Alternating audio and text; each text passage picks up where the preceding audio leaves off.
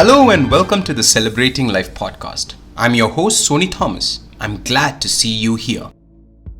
We have all heard stories of monumental failures, the Titanic, the Challenger mission, Operation Cat Drop, and others, leaving us puzzled and asking, how could this happen?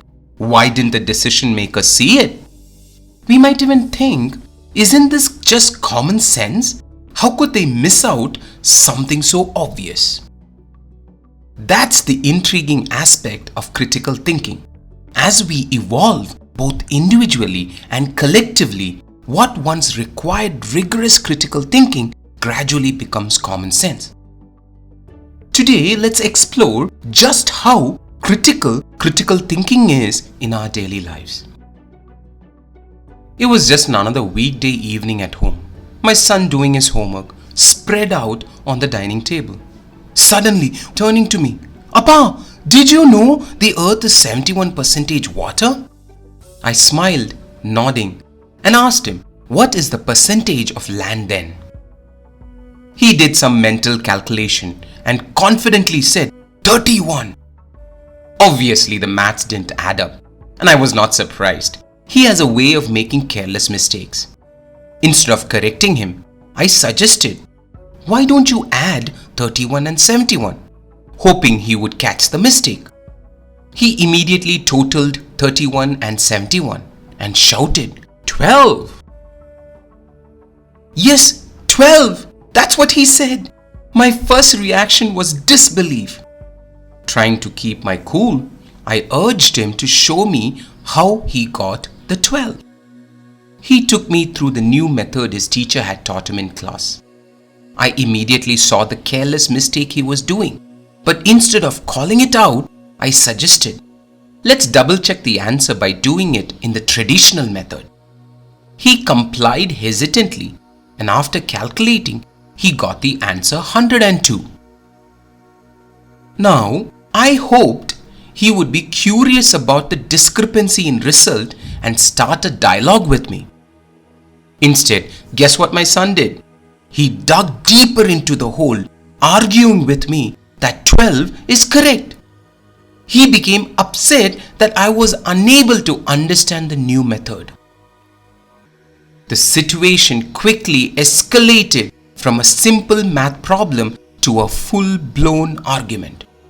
We went back and forth, him defending his method and me trying to help him see the obvious logical impossibility. It's not that he made a mistake. That is okay. He's still learning. But the fact he could not logically come to the conclusion that adding two numbers must equal a bigger number. It was about how quickly he defended his conclusion without applying reason. He clung to his answer only because it was taught by his teacher. Moreover, he failed to apply his mathematical skills to his environmental science homework, a clear case of mental compartmentalization. I'm confident if this question had been framed differently, stripped of the need to defend his teacher, or set in the context of maths, he would have solved it effortlessly. His lack of cognitive flexibility significantly impaired his critical thinking. Often, we too struggle with cognitive flexibility. That is our ability to switch our mental resource from one problem to another. For you and me, my son's error might seem like common sense. After all, 31 plus 71 simply cannot be 12. Unfortunately, instead of opening a dialogue with me to critically think of the problem together, he was clouded by egocentric defensiveness, blind faith on authority, ignorance, and limited cognitive flexibility. My friends, this is not uncommon. Many of us face similar challenges in various aspects of our life, whether in our relationships, at the workplace, in social settings, in your leadership, in our decision making.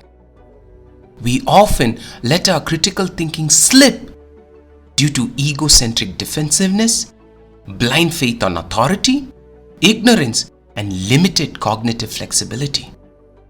That's precisely why developing critical thinking skills is essential for your success and happiness.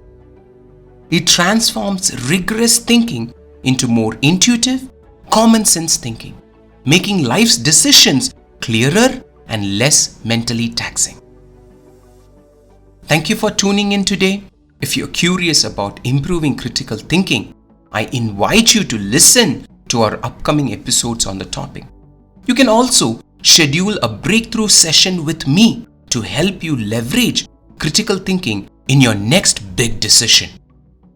Let's commit to staying curious, questioning the status quo, and engaging critically with the world every day. Keep celebrating life. See you next time.